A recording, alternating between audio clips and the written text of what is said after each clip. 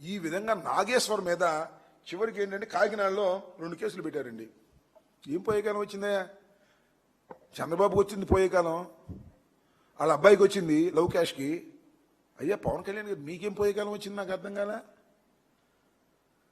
ఒక యంగ్లిస్ట్ టీవీలో విమర్శ చేస్తే కేసులు పెడతారా, అరెస్ట్ చేస్తారా?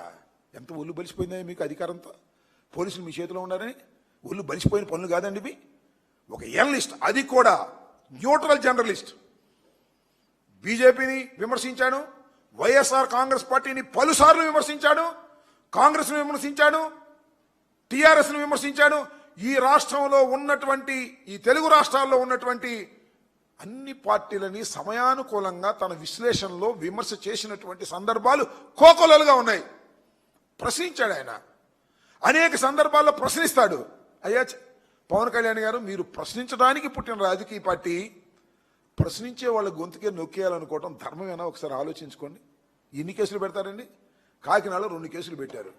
పోలీసులు మీ చేతిలో ఉన్నారు కదా, రిజిస్టర్ చేశారు.